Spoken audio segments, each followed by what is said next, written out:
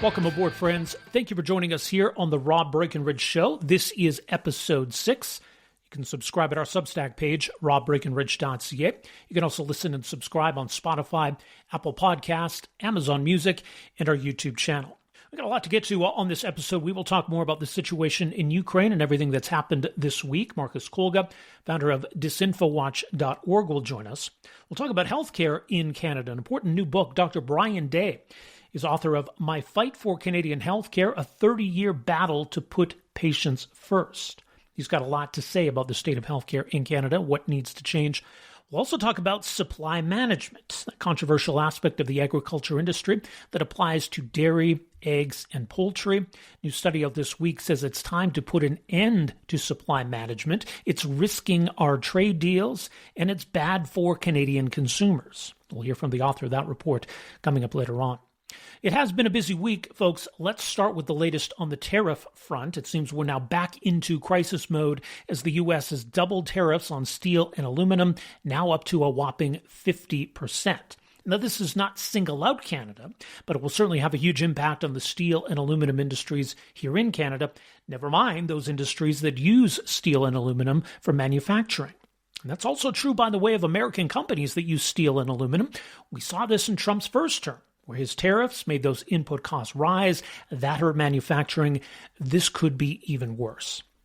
It's also really strange to single out aluminum since the U.S. is so dependent on imports, and especially Canadian imports. Canada is the largest supplier of aluminum to the U.S. About 60% of all imports come from Canada. So this is going to hurt the U.S. as well. So what's Canada going to do in response to all of this, both in terms of trying to minimize the impact here at home, but also responding to this latest escalation from the Americans? This was Prime Minister Mark Carney speaking with reporters Wednesday morning in Ottawa. The latest tariffs on steel and aluminum are unjustified. They're illegal. They're bad for American workers, bad for American industry, and, of course, for Canadian industry as well. We have counter tariffs in a gross amount before remissions on over $90 billion of U.S. imports. We've acted strong. Those are in place. We will take some time, not much, some time, because we are in intensive discussions right now with the Americans on the trading relationship. Those discussions are progressing. I would note that the American action is a global action. It's not one targeted at Canada. So we will take some time, but not more, before we respond. Now, later on Wednesday, this was all front and center during question period. The Prime Minister was in the House. Opposition leader Andrew Scheer asking the Prime Minister, look, you said you were the man with the plan. You were the guy to navigate us through this crisis. So what exactly is the plan here? Let's be clear. Trump's tariffs on Canada are wrong, unjustified, and attack on our workers and our economy. Now, while other countries have got deals to lower their tariffs, not only has the PM failed to do that, but he's got Canada's tariffs doubled on steel and aluminum. He promised he was the man with the plan. He can't even get a deal. Our workers are terrified about losing their jobs. And he promised that he'd collect $20 billion in retaliatory tariffs, but then secretly drop those tariffs to zero during the campaign. If he's so sure that he's still going to collect $20 billion, why not table a budget and prove it to Canadians? Right Honourable Prime Minister. Mr. Speaker, the American tariffs, the new tariffs on steel and aluminum, are unlawful, unjustified, and illogical. I agree with that. And that is why, one of the reasons why we have retaliatory tariffs on over $90 billion worth of U.S. goods. We are in intensive negotiations with the Americans and in parallel preparing reprisals if those negotiations do not succeed. The Honourable Leader of the Opposition. Well, one way to deal with the Americans is from a position of strength. But now the Prime Minister is saying that he won't even approve a new pipeline unless there is consensus. This is already unraveling. The radical BC Premier says no pipeline through his province. And there's not even consensus in the Liberal cabinet, with top ministers committed to killing oil and gas projects. The vast majority of Canadians don't want to give a veto to politicians. They want to be less dependent on the Americans and to earn more powerful paychecks from selling our oil and gas around the world. Will the Prime Minister show some leadership and commit to approving a pipeline today? The Right Honourable Prime Minister. Mr. Speaker, Canadians from Shawinigan to Saskatoon and the premiers and Prime Minister that represent them have agreed on the importance of building projects of national interest. The consensus that's required includes a consensus with Indigenous peoples, something that the members opposite do not do. We will stand with Indigenous Canadians. We will build pipelines, energy infrastructure in the future of this great country. The Honourable Leader of the Opposition.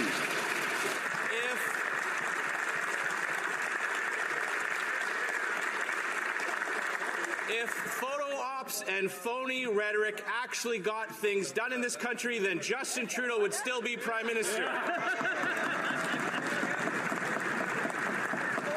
But in all seriousness, the Liberals' $500 billion in new spending without a budget will make inflation worse. The PM said that he wants to be judged by prices at the grocery store. So let's look at those prices. The verdict is in. Beef up 34%, apples up 18%, coffee up 9%.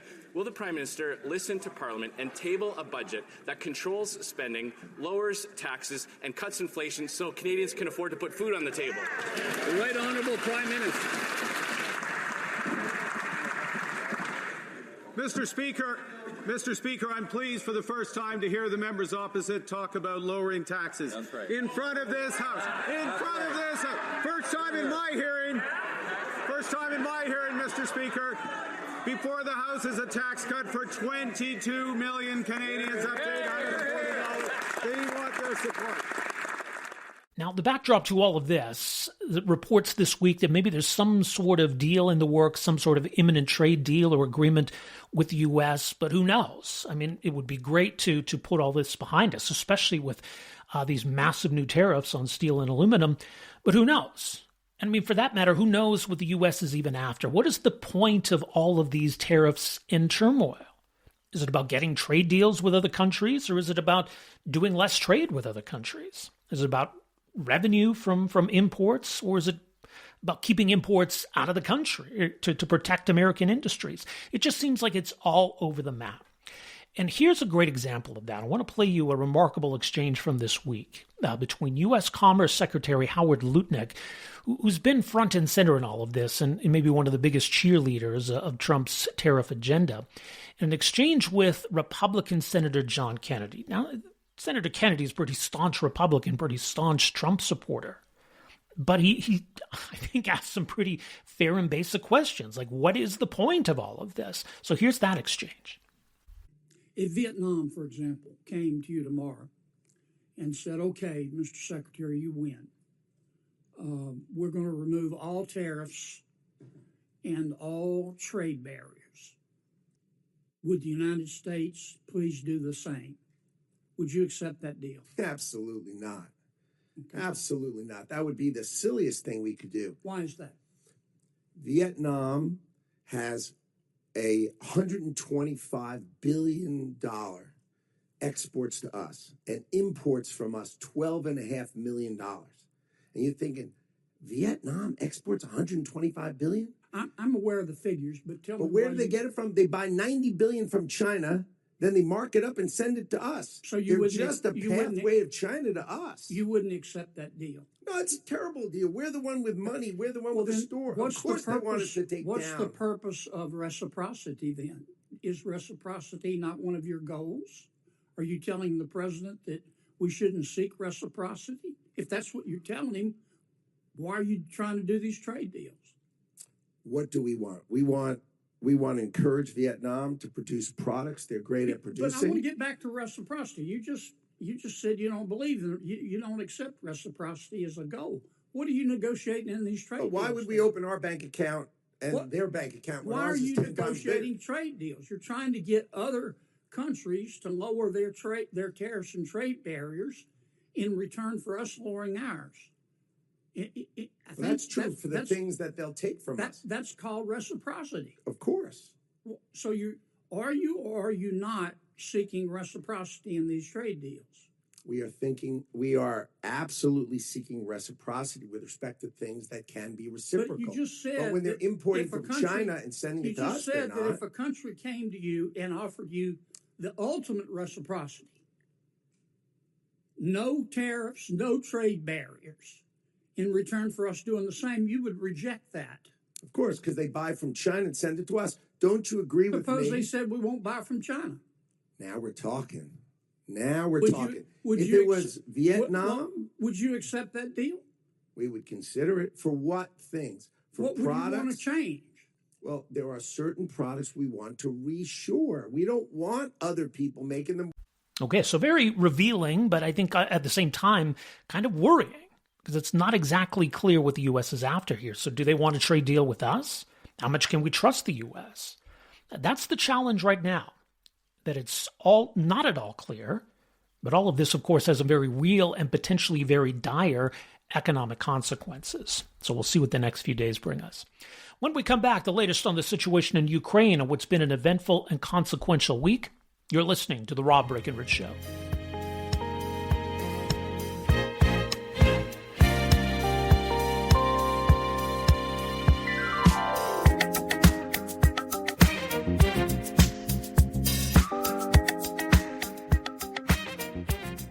Welcome back.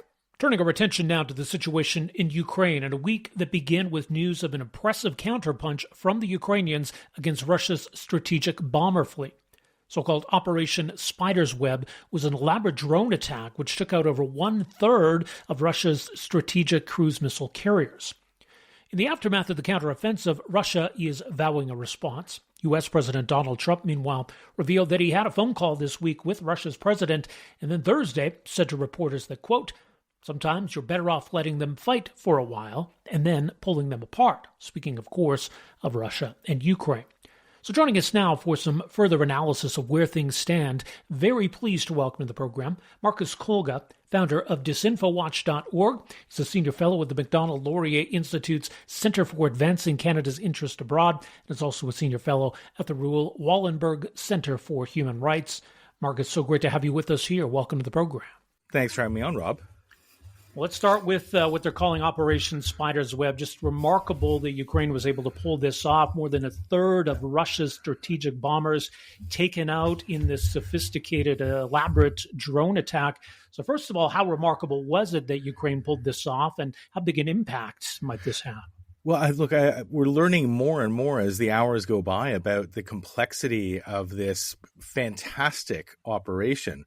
The fact that the Ukrainian intelligence agencies were able to pull this off, an operation that spanned 5 time zones, and as you mentioned, took out 40 strategic bombers, representing about 1/3 of Russia's strategic bomber force is quite remarkable.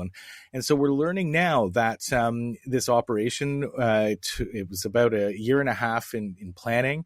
It was staged out of a warehouse in southern Russia on the border of Kazakhstan, just steps away from the FSB headquarters in southern Russia. So the audacity of that is pretty amazing. But the fact that these containers that were used to launch these drones, they were placed on the backs of trucks filled with apparently wooden cabins, so that if there were any inspections, there would be nothing suspicious in the back of these trucks, because what these trucks had them was a false ceiling built into them, and on top of that ceiling, of course, were dozens of drones in each of the 5 trucks, with a removable or retractable roof rather on the back of the trucks. And what's really remarkable is that these trucks were then dispatched to 5 different locations in the east, in the far north, in the Arctic, one location about 7,000 kilometers away from Ukraine in the far east in Siberia. All of these trucks were required then to arrive pretty much at the same time to their locations just outside of the strategic Russian air bases. And we're required to launch these swarms of drones pretty much simultaneously. So, the logistics, the complexity of this operation it's just outstanding. But the impact of it is even more remarkable. Again, the fact that a third of of Russia's strategic bomber fleet is now destroyed. Airplanes worth hundreds of millions of dollars, all gone, irreplaceable. It's pretty remarkable. Just how stunned, I think, too, the Kremlin was by this. I mean, the reaction on official Russian channels was somewhat muted. I mean, the gall to call this a terror attack when they're launching missiles at Ukrainian civilian populations. But otherwise, and I mean, I would imagine then in Russian media, like Russian citizens probably have little to no idea that this even happened. So what do we make of how the Russians have responded? Well, look, I think that Vladimir Putin has been his paranoia has been growing over the past number of months. We know that May 9th, for example, the big Victory Day propaganda rally in Moscow, there were deep concerns that Ukraine might strike there, and that's one reason why he kept President Xi so close to him, basically as a human shield against any potential Ukrainian attack. And so that paranoia has only been growing recently. This will only make that paranoia much, much worse. There are images coming in from Russia right now, certainly on its borders, where there are very long lineups of trucks at the border. Every inch of them is getting inspected. And so I would imagine that Russian security services, the Russian armed forces are deeply concerned about what might happen. The fact that Ukraine followed up that aerial attack with an underwater attack on the Kerch Bridge. Right. So there must be questions and doubts right now in Moscow and amongst the intelligence services as to what might be coming next from Ukraine. I mean, billions of dollars in losses. Some of these bombers can't be replaced at all. And it's interesting because I think for Canada, for the US, for European countries, really for NATO, I mean, Ukraine has kind of done us all a big favor here, haven't they?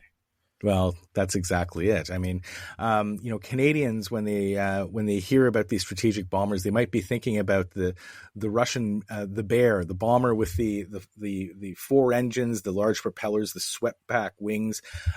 These are bombers that have been operating since the middle of the Cold War for Russia, tasked with delivering nuclear payloads that target the Western world, specifically North America, the United States, and Canada.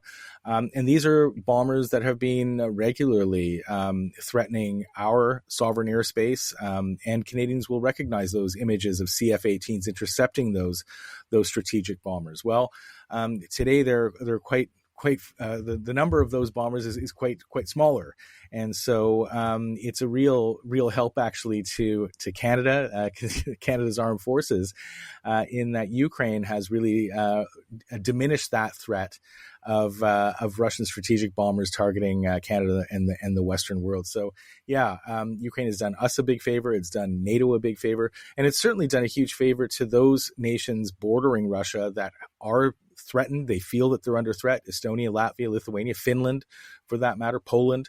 They've done all of those nations a great favor by destroying 1/3 of this incredibly important fleet of strategic bombers. We've also not heard, though, from the White House about all of this. I mean, we're 3 months removed from the ambush, really, at the White House when President Zelensky was there. Yeah. Although we have seen, I think, President Trump maybe more frustrated as of late with Vladimir Putin. But what are we to make of the American reaction? And of course, there is the dismaying fact here that Ukraine felt that it had to keep this operation almost a secret from the Americans. Well, I mean, it's a good thing that they did. I mean, 2 points here. One is that apparently, I mean, what we have heard from the White House is that there was no American involvement in this operation. And I have to believe them. I mean, the tools that were used, I mean, we were just talking about it. These are, Russian trucks, basically, containers, and the drones that were used were not ultra sophisticated. They were basically commercially available drones, the kind of drones that you go to the store here in Canada and go buy and out of the box have them fly. So there was no real, in terms of the actual operation, the physical side of it, There was no U.S. involvement. In terms of intelligence gathering, I mean, this operation didn't require particularly sophisticated intelligence. As long as you know where that air base is, you can pretty much figure out how to fly there. So, these trucks were placed about a kilometer or less from those air bases. The drone operators who were stationed in Ukraine took them into the air. Basically, they knew where to fly. And once they had one of those bombers in sights, they just dropped those drones onto those bombers. So it didn't require any sophisticated U.S.-based intelligence. And this is an important point because this was a fully Ukrainian operation. And it demonstrates that Ukraine can fight this war if needed on its own. And it has been able to adapt all of these technologies, its techniques, to take the war back to Russia. So I think it's sending a very, very important message to the United States, to specifically Donald Trump, that they are capable of winning and winning also on their own. But you're also right that Donald Trump's tone has changed. It sounds like he has become more and more frustrated with Vladimir Putin. I think that that Donald Trump has essentially adopted a more realistic view of Vladimir Putin, and maybe he's coming around to the understanding that Vladimir Putin has really been playing him all along. So, I mean, we can only hope that Trump is coming to that realization, and that he will, his eyes were opened after these quite brazen counteroffensives by Ukraine over the past few days.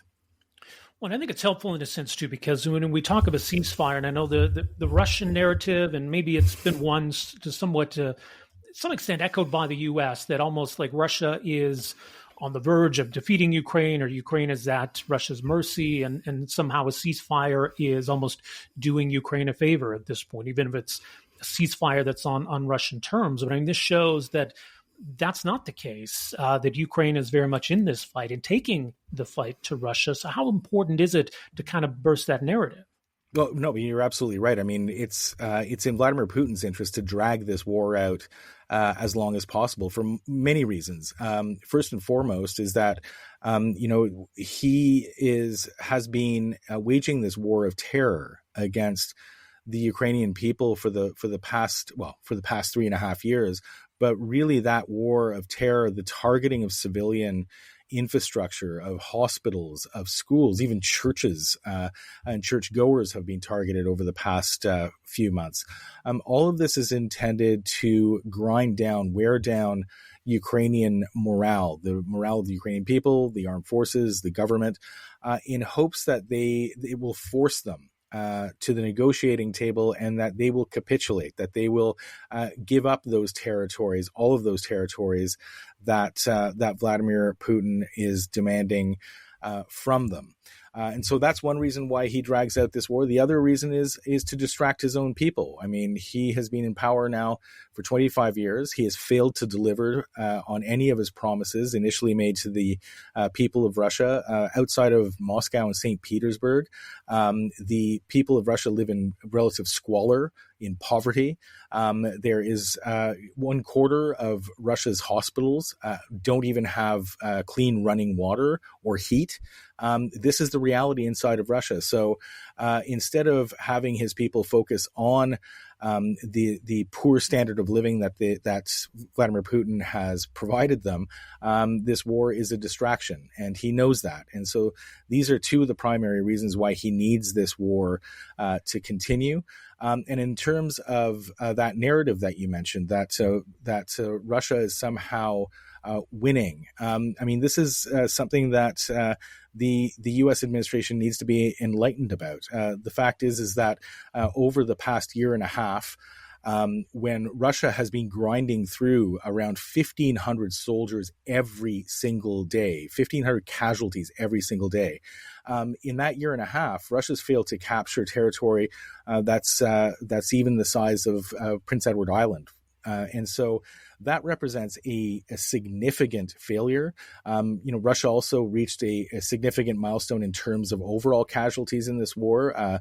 We're looking at now 1 million casualties since the start of the special operation, as Vladimir Putin calls it, 3.5 years ago.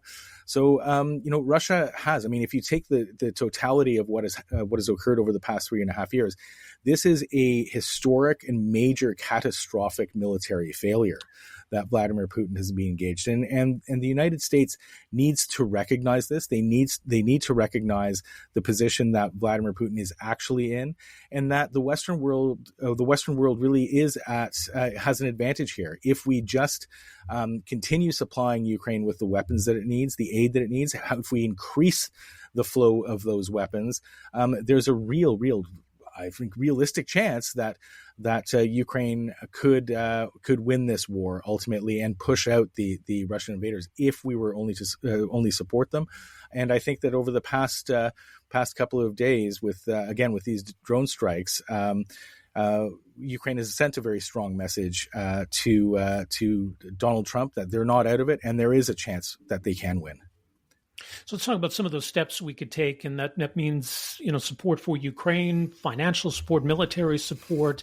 You've also outlined maybe some other steps Canada could take. You co-authored an op-ed recently about maybe how we could designate Russia as a terrorist state, right, and send a message that way. Yeah. Let's kind of go through those steps and how you think they could make a difference. Well, look, designating Russia as a terrorist state, a state sponsor of terror, what that would give Canada the ability to do is to place secondary sanctions on, for instance, entities, groups, organizations, governments that assist Russia in its war against Ukraine. That means those countries that help process oil. I'm looking at Greece, for example.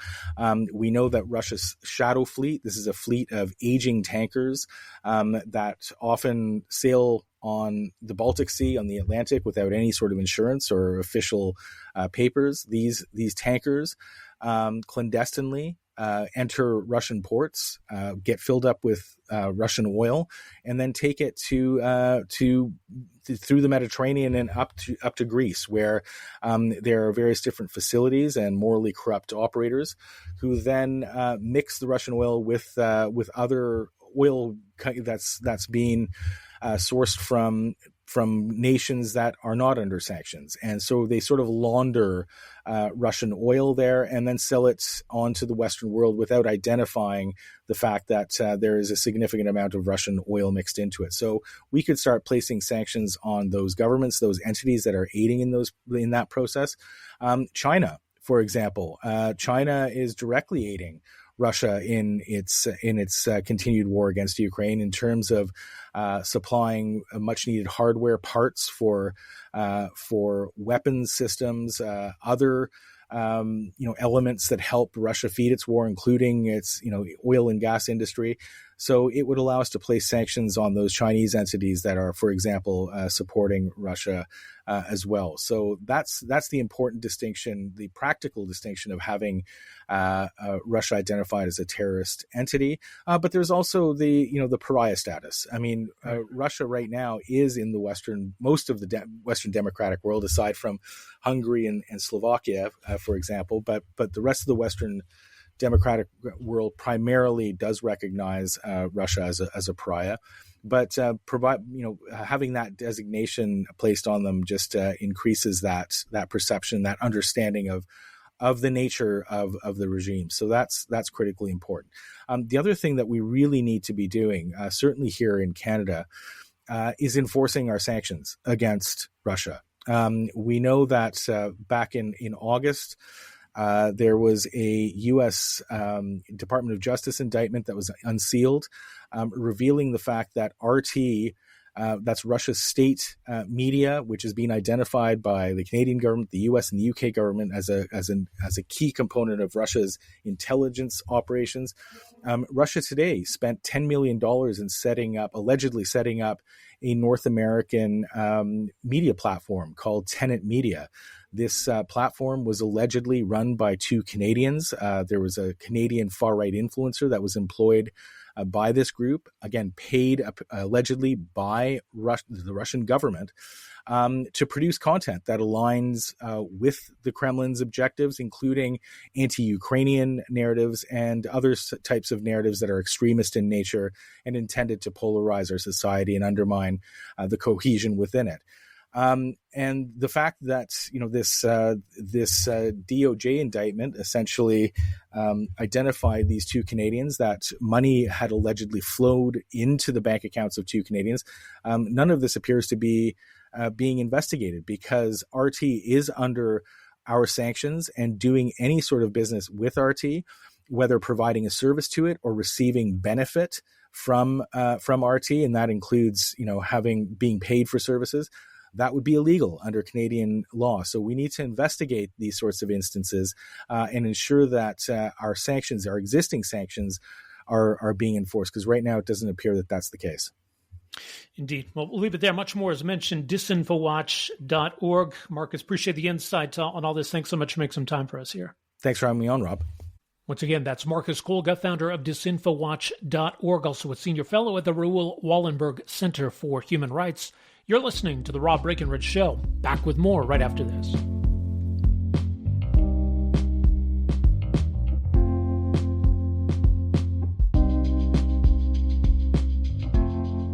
Well, healthcare remains a top issue and a top concern for Canadians, despite years, decades even, of promises and lip service from political leaders to fix the system. Wait times in particular remain a huge problem for healthcare in this country. Our next guest has spent years trying to change all of that. He has been at the forefront of the national conversation now for decades. Dr. Brian Day is founder of the Cambie Surgery Center. He's also an associate professor in orthopedic surgery at UBC, past president of the Canadian Medical Association, and he is the author of an important new book. It is called My Fight for Canadian Healthcare, a 30-year battle to put patients first. Dr. Brian Day, so great to have you with us here. Welcome to the program. Thank you for having me.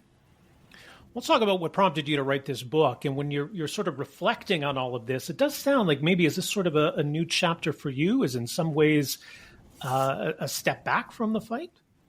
Well, no, actually, it's a step forward because, we have, for many years, we've tried engaging with politicians. That didn't work. And then we've tried going the legal route, and that didn't work. And now the position that I've taken is it's up to the public. So here we are in Canada with, which is on the scale of countries, a rich country. And if you look at groups like the Commonwealth Fund, for decades, we have been ranked highest or near highest in cost of countries that have universal healthcare, and at the bottom of the 10 highly developed countries that have universal healthcare in terms of access to care, in terms of the access to technology, access to surgery, access to a family doctor, and things are getting worse. So the position I've taken now is it's up to the public to understand that change is necessary, and we're not talking, which is what opponents like to portray, about privatizing, quotes, the health system. We're just talking about introducing a little bit of competition, the way countries like Sweden and Norway and Denmark and Germany and Switzerland, these are not right-wing radical countries. Right. I don't think most of your viewers would know that there is only one country of the almost 200 countries on the planet where private health insurance for health services is illegal, and we're in it. That's how bizarre the situation is. And, the position I've taken for years is that no monopoly serves the consumer well. By definition, they don't. They're out. They don't need to. Yeah, there are a lot of myths that we believe about our healthcare system, right? There's almost like a lot of kind of legend enshrining the healthcare system that maybe we don't understand, or especially those maybe who don't get stuck on waiting lists or have encountered that side of the system that maybe people don't appreciate. Yes, well, it's gotten to the state now where just recently a report came out showing that 35,000 patients, this is just based on less than half of the provinces, so it's probably double this. So about 35,000 patients in those provinces that were reviewed based on government data die every year waiting for healthcare procedures on a wait list. They die on a wait list. And, a cynic would say, well, that's saving the government a lot of money, because what the government has done, governments actually, because we don't have a single government system. We have 14 ministers of health and 14 ministries, which are the reason why we have this massive bureaucracy. And what the position the governments have taken is that we can promise healthcare, we don't have to deliver it, and at the same time, so that we don't look bad, we're going to make it unlawful for you to get private health insurance. Well, no country in the world has done that except Canada. I mean, the system's never been perfect, but as we sort of go back to when maybe this all began for you, and as you talk about in the book, it's maybe around that period, right, in the late 80s into the early 90s, where you really started to notice a deterioration.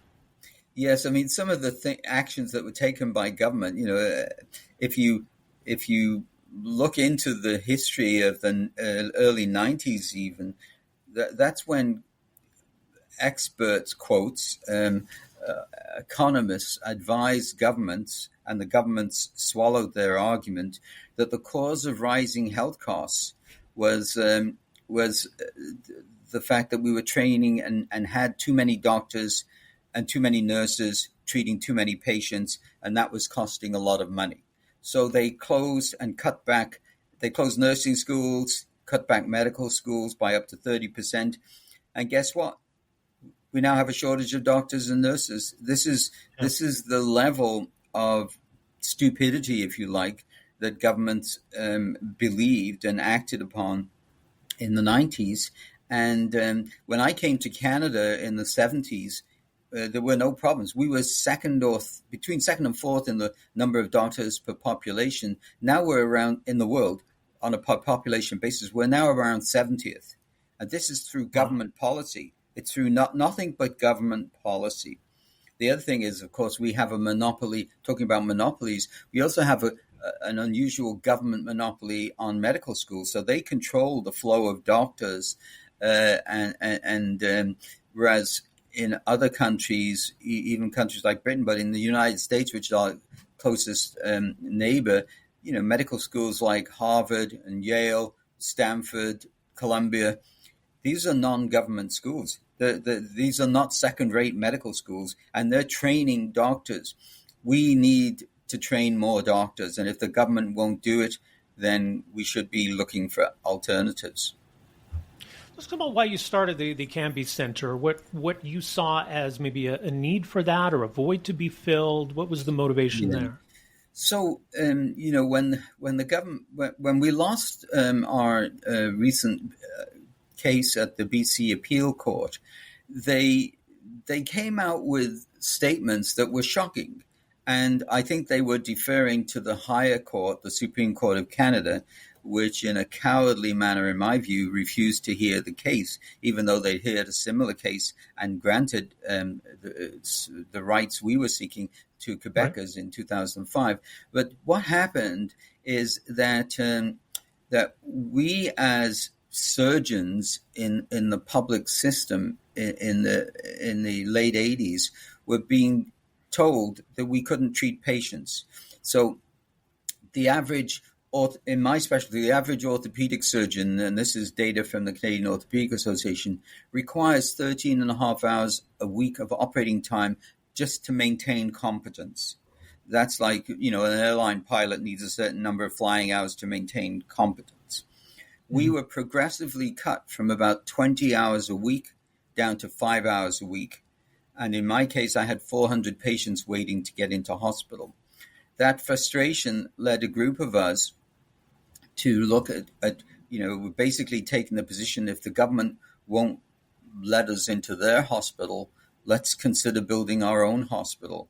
And our main target back then was injured workers. One of the other strange paradoxes in this country is that many groups are exempt from the laws that forbid access to private care. So the workers' compensation boards across the country, they are privately funded by employers, and they want to get patients back to work because it costs them money not to. And so our main target early on was injured workers and similar exempted groups.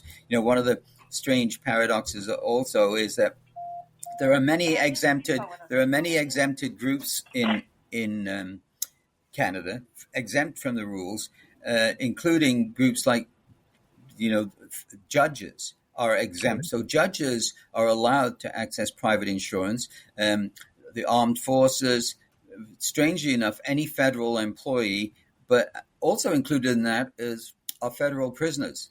So, we kind of sarcastically said we're trying to get the same rights for Canadians who are not in jail as those that are in jail, that those in jail have. And so our motive was we were being denied access to surgery. And I was actually chair of the National Committee on Test Committee for Orthopedics. And I was also chair of the local UBC Training of Orthopedic Surgeons academic program. Of 16 young orthopedic surgeons that we had trained over a 4-year period, only 5 remained in Canada because they couldn't get work here, because rationing was the approach of governments. And the BC Appeal Court, despite ruling against us, the startling statements they made in their ruling were that wait lists are caused by deliberate government rationing of access to care, which is a policy they've taken to ensure fiscal sustainability of the system. They also said and confirmed what I mentioned earlier, that Canadian patients are suffering and dying as a result of this. Yet, despite that, they ruled that it's not our. They basically took the position it's the job of politicians. So, politicians have given up. The court system has given up, and so the book is an attempt to persuade patients that they need to make their politicians accountable for this. So Canada now, one of the statistics that is most profound is that the lowest income groups in Canada have the worst access in Canada. So we are actually, if you look at the top 10 countries, developed countries that have universal healthcare, we are the worst in access, and particularly the worst in access for low-income Canadians. So it's absolutely not doing what we do. And I kind of use the sports analogy. If you were looking at, if you were the coach of a sports team, and there was a league of 10 teams, and you were at the bottom, wouldn't you? And you were spending more than those at the top. Wouldn't you look at what the top 2 or 3 teams were doing and try and implement some of those measures? And we're not doing that in healthcare. I want to go back to something you said, and it sort of almost speaks to what we were talking about earlier, and these myths or these comforting myths we believe about our healthcare system. I think one of them is the idea that we don't have a 2-tier system, that for whatever its flaws, we don't have 2-tiered healthcare in Canada. But that's not really true, is it? It's absolutely not true. One of the chapters in the book is on hypocrisy, and in the late 90s, I wrote an op-ed article called "The Hypocritical Oath," and the fact is that as we all know, politicians and people in power don't wait. We historically, at our own clinic, we've had 2 leaders of the NDP treated privately.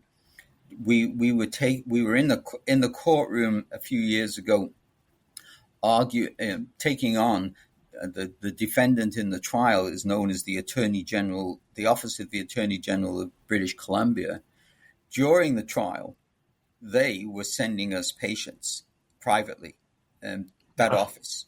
We were the instigator of the court action that forced us to go into court was the BC Nurses Union.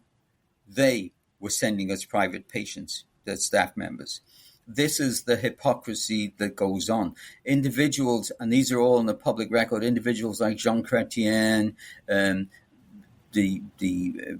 Robert Bourassa, Senator Ed Lawson, lots of well-known politicians have gone privately, many to the U.S. And this is not about rich versus poor. My planned fixes include the introduction or the legalization of private health insurance. And as in Switzerland, I lived and worked in Switzerland for 6 months. What you do to eliminate that concept of rich versus poor, what the Swiss do is for the low income groups, they pay the private insurance premiums. So actually, low-income Canadians get the same private health care that wealthy Canadians get. So it's just that there's a means test. And, so obviously Conrad Black would not get supplemental private health insurance. He'd pay the whole shot himself, and he'd probably be happy to do that. But the low-income groups get subsidized private health insurance. And then they have, as I said, federal politicians are all exempt from these rules. As are judges and so on. So it's to me, it's very the hypocrisy is a defining feature of our healthcare system. So how do you respond to the critics then who make the argument, and I guess we can also point to other countries, but make the argument that if we allow private insurance or allow private clinics more access to Canadians, that it's a drain on the public system, and the public system ends up worse off as a result as doctors go to the other side? It's absolutely the reverse. That we know, for instance, in our own clinic, we have about just over 100 doctors, and 23 of them are younger surgeons who have said, if it were not for the extra operating room time that they have here, they've been given like 5-6 hours a week in the public hospital, they would not have a viable practice, and they would have gone to the United States. 2,000 Ontario nurses, I don't have the figures for every province, commute every day down to the United States to work. Yeah. Reason? They can't get full-time work in Canada. As the BC Appeal Court said, the government is deliberately rationing here.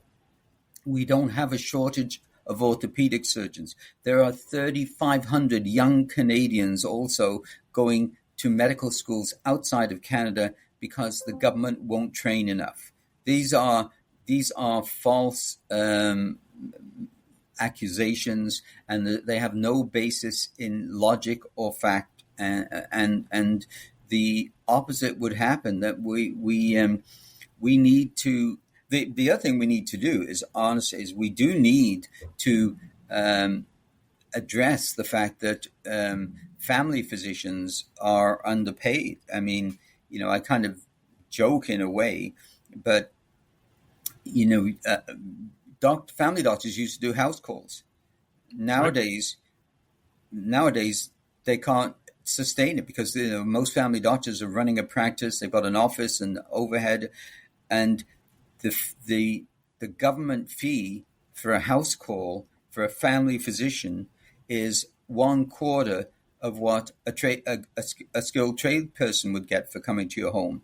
And, I kind of said, we've got to we should be training our medical students how to fix locks and do a bit of plumbing so they can justify going and doing a house call. It's really this rationing is part of, and to maintain fiscal sustainability, that's what the BC Appeal Court said, not me, is part of the problem, that we don't have enough funding to look after Canadians. The other things that happen, 200,000 Canadians go abroad every year to get health care. Mm-hmm. 2 million Americans go abroad every year to get health care. 2 million Americans. 2 million Americans go abroad every year to get health care. This is the quotes business called medical tourism. They are going and paying for surgery in other countries. We are the United States' biggest trade partner, yet none of those 2 million Americans come here. If we opened our hospitals on evenings and weekends and didn't close the ORs at 3 o'clock in the afternoon and treated those individuals, this is a worldwide business now of medical tourism, we could be generating massive revenue to support the public system. And this is out there. So even in, quotes, communist Cuba, they treat non-residents and use the revenue to improve and bolster their public health system. We should be doing the same. This is, the British do it at the hospitals in London especially, and they generate revenue. They use that money to subsidize the public system. And there are many other deficiencies that we have, but the bottom line is this is an economic disaster, healthcare. We are mortgaging our youth. We are borrowing, as you know, we're now $1.4 trillion in debt in Canada. The interest on that debt alone is more than we spend on healthcare.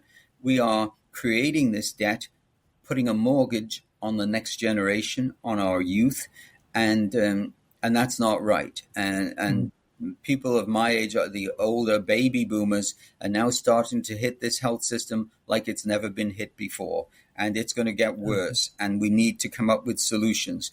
The problem with governments is they only work on 3 to 4 year financial cycles. When I was, you need to think long term. When I was Canadian Medical Association president, we carried out an economic study on just 4 procedures in Canada. And the economic cost of waiting for just 4 procedures, so we're talking about loss to the economy from workers not being work of all types, not just workers' compensation, was $14.8 billion in 1 year in 4 provinces. This is massive revenue. Now this is a cost that we are not addressing. We're just letting the debt pile up. And the point of that study was to show that it's actually more expensive to keep people waiting to the economy. And we should be treating people quickly because it's not only better for their health, it's better for the economy. And that's the logic on which workers' compensation boards across the country use private facilities, because they don't want that kind of debt. They're responsible for the economic costs. The other strange paradox, I said earlier, we don't have a single health system. We have 14 ministries of health, which creates a massive bureaucracy. For every public health bureaucrat that Germany has on a per capita basis, Canada has 11. We have 60 in BC alone. We have 64 vice presidents in health authorities, probably each earning over $500,000 a year, shuffling paper. And I kind of joke that how come our BC health authorities need 64 vice presidents when the United States can manage with 1? This is a massive bureaucracy draining the public system. And the other, perhaps the strangest thing of all, is that when you cross a provincial border, you are exempt from the rules. So, to give you an example, a short while ago, I was treating at the Cambie Surgery Center. I was treating 5 Albertans, while a colleague in Alberta was treating 6 British Columbians. This is bizarre. This is crazy. And I kind of use the analogy. How would you feel? You're in Ontario. How would you feel if Quebecers or Manitobans were allowed to come into Ontario and drive through red traffic lights and speed at 100 kilometers an hour because the laws don't only apply to you? That's the strange and peculiar paradox that we have in healthcare.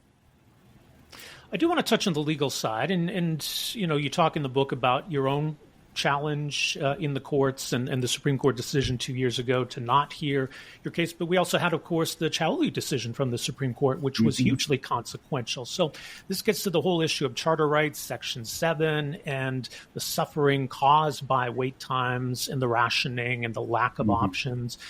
But given how the Supreme Court has dealt with these two cases, are we in a bit of a kind of muddled picture now?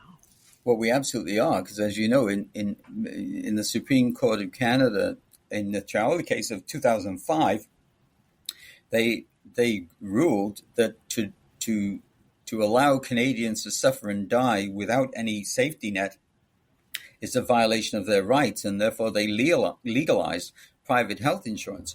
Our case was seeking the same rights for Canadians who don't live in Quebec as the Supreme Court of Canada granted to those that do live in Quebec. And what we they actually didn't turn us down. They refused to even hear the case, despite the fact that the BC Court of Appeal had said Canadians, BC residents are suffering and dying on wait lists, and this is a deliberate government strategy. And the other thing the BC Court of Appeal said was, we do not wish to indicate that we are condoning this health system. It's just that it's not our role. And this is passing the buck to politicians, passing the buck to the Supreme Court of Canada. And the Supreme Court of Canada, in a cowardly way, refused to even hear the case. A case that they had ruled, a similar case that 20 years ago, they had ruled that Quebec was violating the charter rights of Quebecers. They didn't want to consider whether a similar rights should exist for non-Quebecers. It's bizarre. Yeah, that's disappointing. And the Supreme Court of Canada judges should be ashamed of themselves. And that I've heard 8 or 9 judges that I've talked to say that about the Supreme Court of Canada. So where do we go from here? You alluded to this at the beginning. Maybe it's up to Canadians to be the ones to demand change. But where do you see this issue going? So I think we need, I think politicians need to read this book. They need to understand that we are unique. There are ways to improve the health system by introducing some market principles. One of the cures, if you like, is to legalize, introduce a bit of competition. In Germany, 10% of the public have private health insurance. 90% are covered by the public system. I had recently a German visitor, an orthopedic surgeon, and I asked him, what are the wait lists for a hip and knee replacement like in Germany in the public system?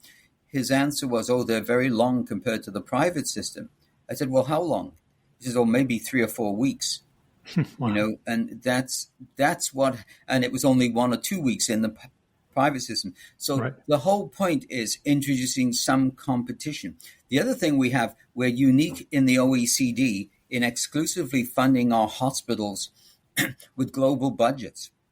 That means every year the hospital region in Canada is given its budget up front, and therefore every patient that goes to an emergency, every patient that has surgery is using up the hospital's budget.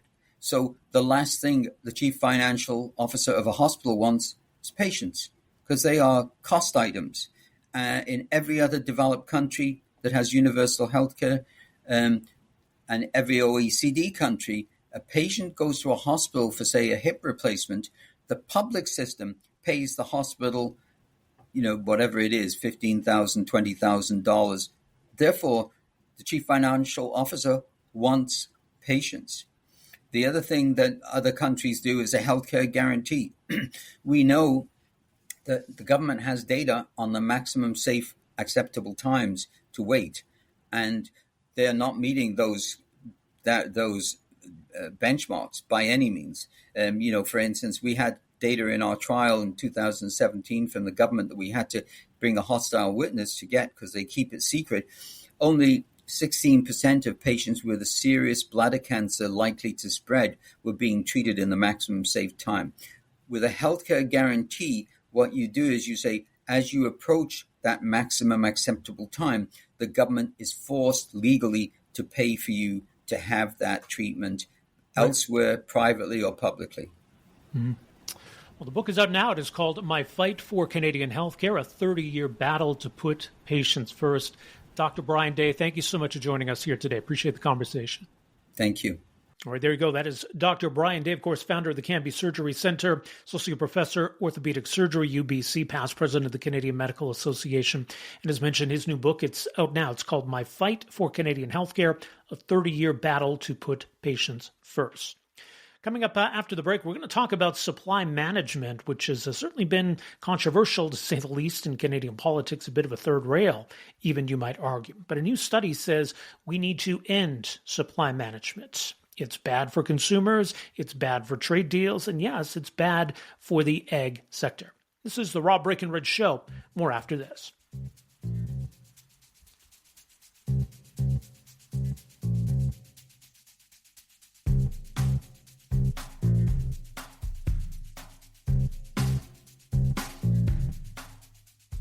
Well, there's been a lot more focus as of late on the issue of supply management, and it's certainly been a focal point in much of Canada's trade talks, including and especially with the United States.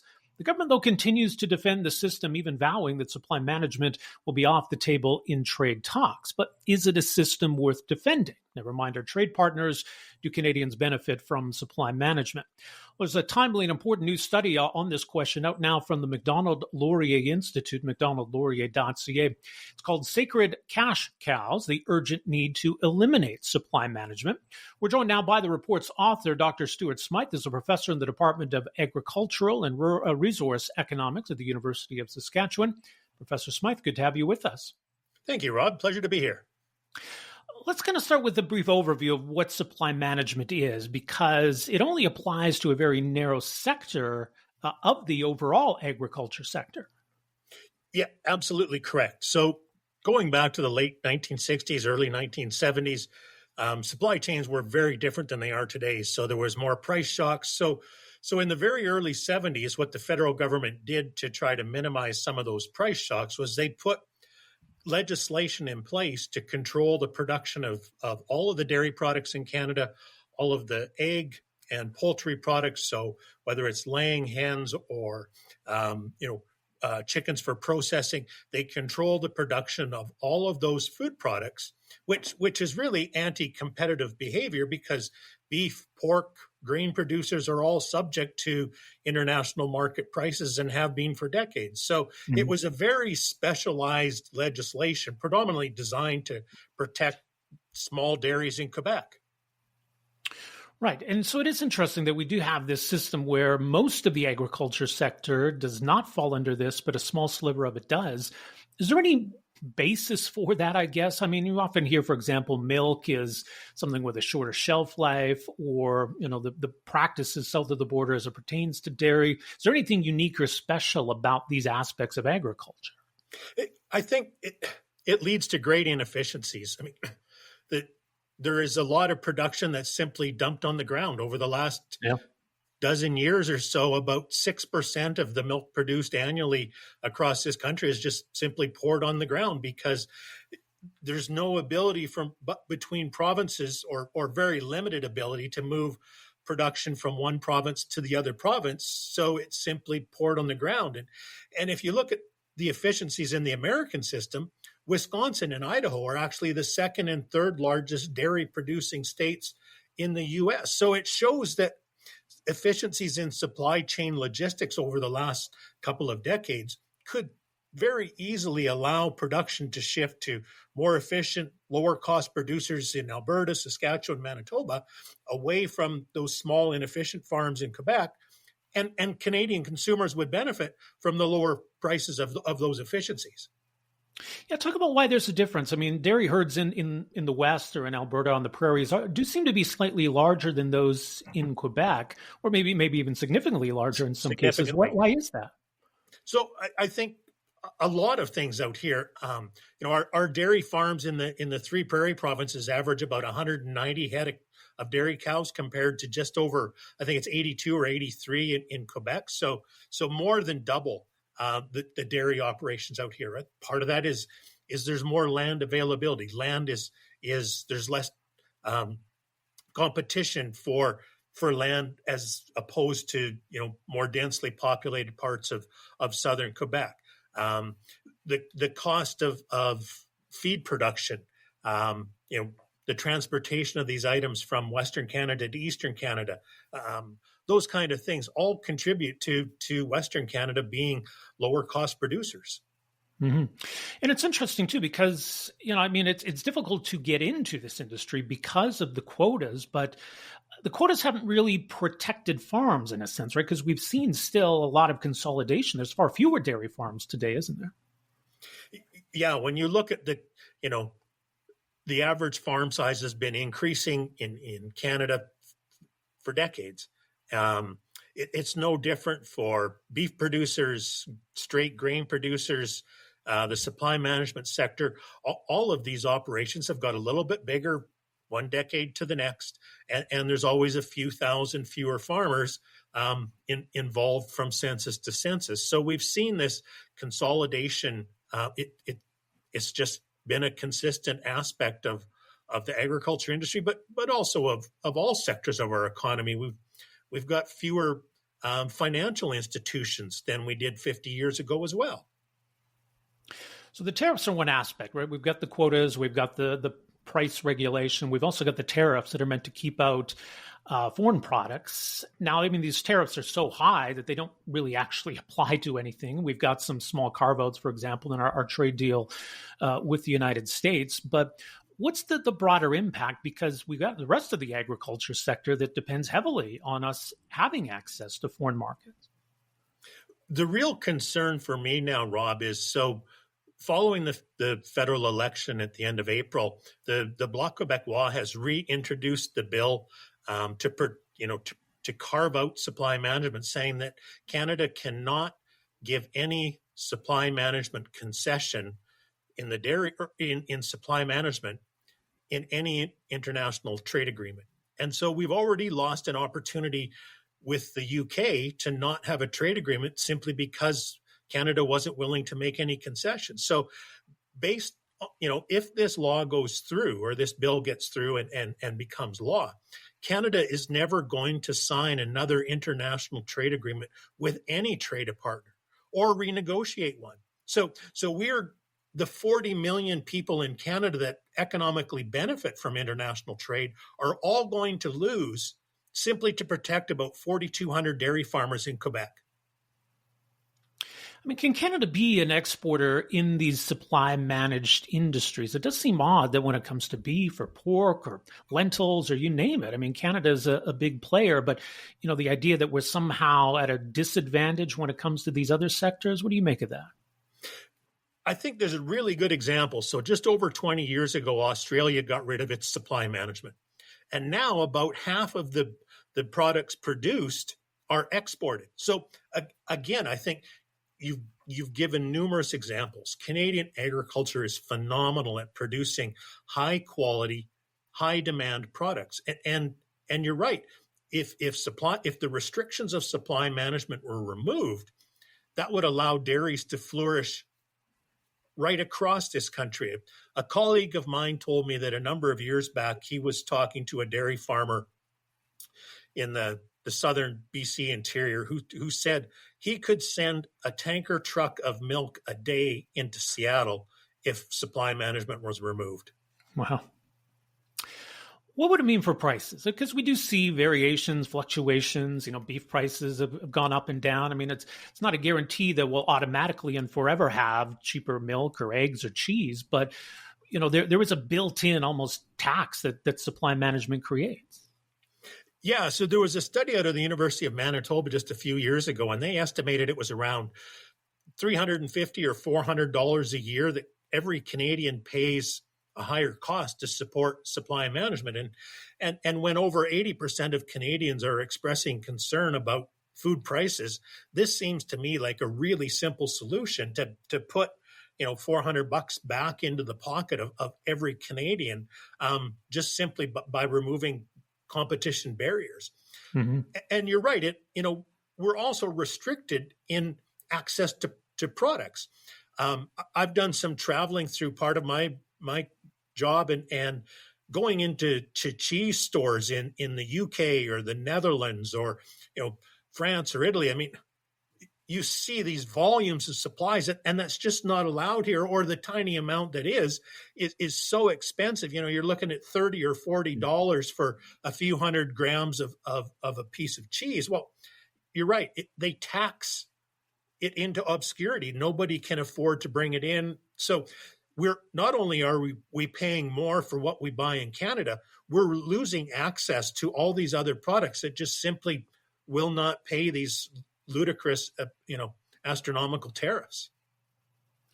The challenge in changing or ending this system, I mean, there's the political aspect, right? We've seen how even minor carve-outs and trade deals are quite controversial. There's quite a pushback, never mind ending the system. But there's the economic realities of, the value of these quotas, et cetera. So what does a possible wind down or a phase out of supply management look like, do you think?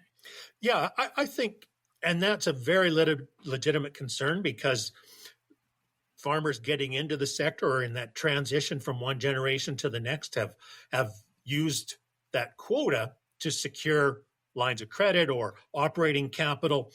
And so I think if supply management was phased out, it simply wouldn't be, we switch from one day to the next and it's suddenly gone. It would require probably a 10-year phase out period where 10% of that original supply management was phased out on an annual basis. And it would also require some support from the federal government to say to the financial institutions, look, we're going to provide a backstop. So, the value of that quota does not become worthless overnight, that over that decade, farmers will be allowed to show that they've increased their efficiencies. And slowly, financial institutions would start to realize that these operations can be efficient, but the federal government has provided a bit of a financial backstop to these dairy operations during this period. I mean, right now, given, we've gone through inflation, Canadians are sensitive about the price of things. I think we're paying more close attention to trade talks and trade deals. Do you think this creates an environment where maybe this is more doable or feasible than it's been in the past? What do you think is the likelihood that we can make some progress on this? Well, the major one we need to be focusing on right now is with the U.S. and the Trump administration has made it blatantly clear that supply management is in their targets. And so by the bloc coming forward and saying, we want to reintroduce this bill to prevent any negotiation of supply management, it's really that the Canadian, and the fact that the Liberals are not expressing any opposition to this is really the Carney government telling the Americans, we have no interest in negotiating or renegotiating the CUSMA agreement. We'll see where this all goes from here. As mentioned, this report, it's online, macdonaldlaurier.ca. Professor Smyth, appreciate your insight on all this. Thank you so much for joining us here. My pleasure, Rob. All right, there you go. That is Dr. Stuart Smyth, professor in the Department of Agriculture and Resource Economics, University of Saskatchewan. You can read his study on supply management at macdonaldlaurier.ca. We're back to wrap up this episode of the Rob Breakenridge Show right after this.